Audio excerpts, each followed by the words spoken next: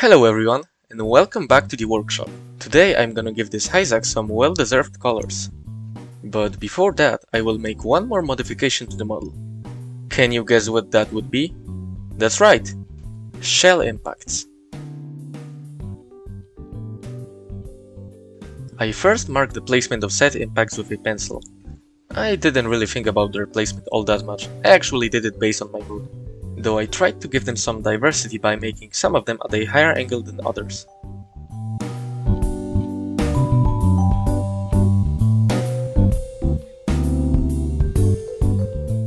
After that, I brought out my trusty Dremel and started drilling.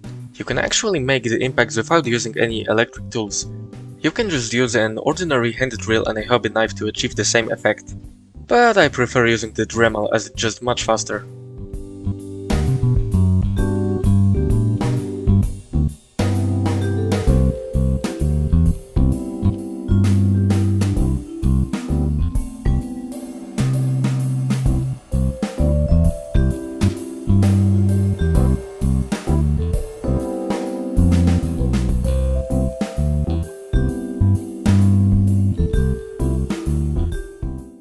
Now I clean all of the residual dust with cellulose thinner. Okay, now we'll make those shell impacts look like actual shell impacts. The process is quite simple. You just need to fill the previously made holes with Tamiya grade putty, wait until it slightly dries, and then you just push the putty out with the reverse end of a paintbrush or a toothpick.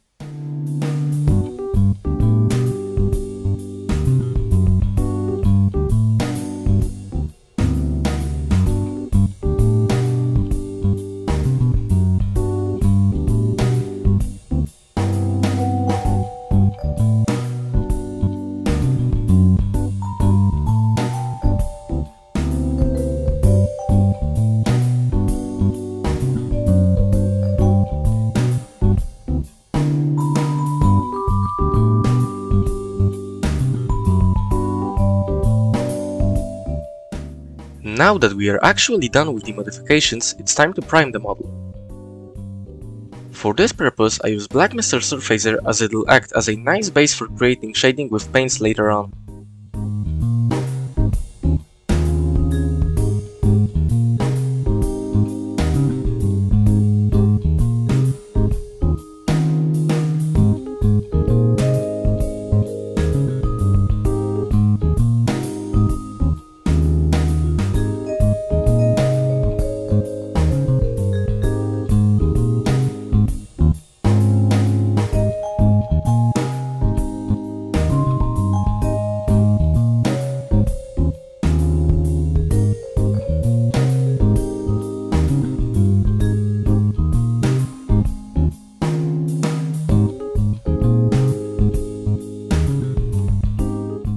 With the primer applied, we can actually start painting the Hyzak.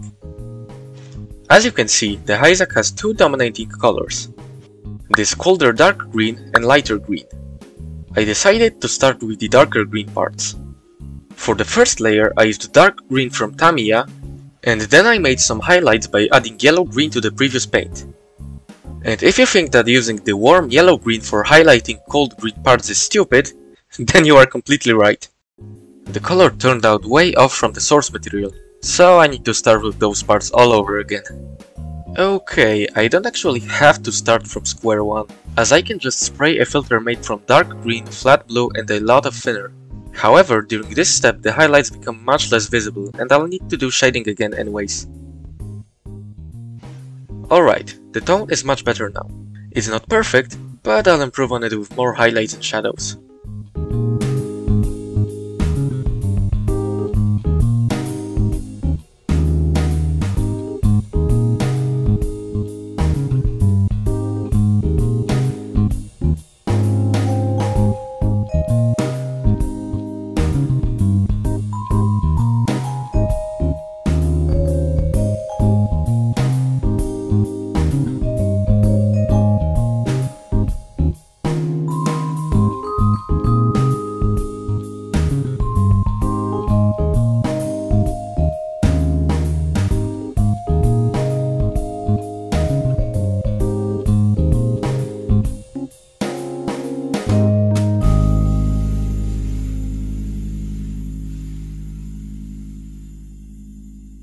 Now I'm creating the highlights. Again. But this time I haven't made the same mistake as before and chose paints that actually match the cold tone.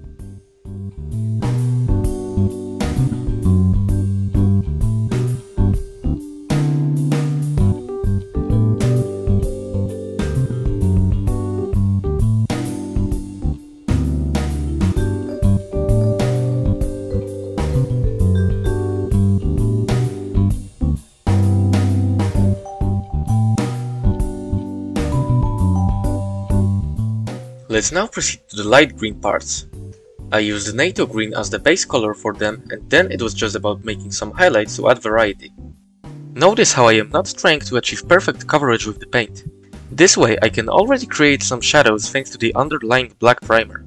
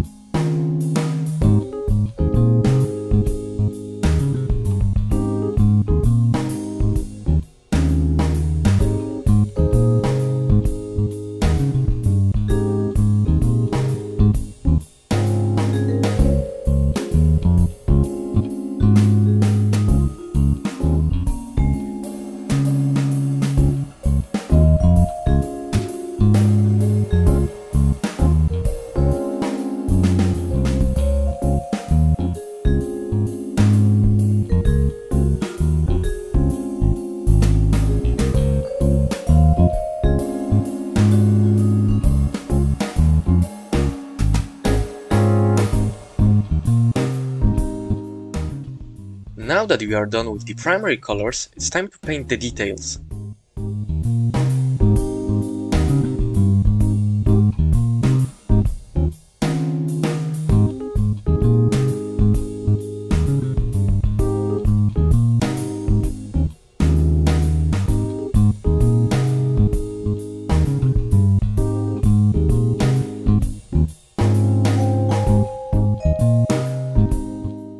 But of course, I cannot paint the entire model with an airbrush, so let's switch to an ordinary paintbrush.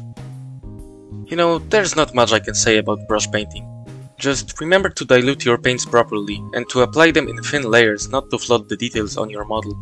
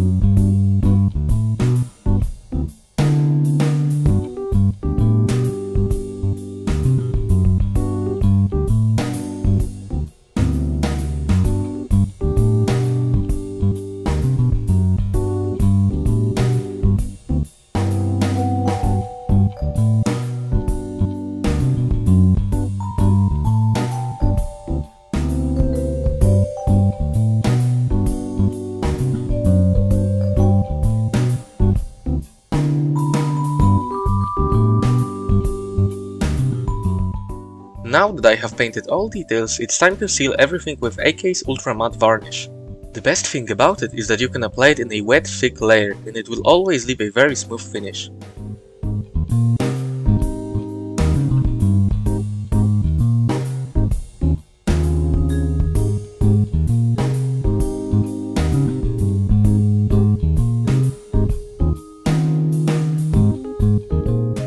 And with this step, we are done, at least for the basic painting process. In the next video, we'll finish this model off with some weathering. You know, washes, oils and all the other stuff. But for now, that would be all. Thank you all for watching and see you next time.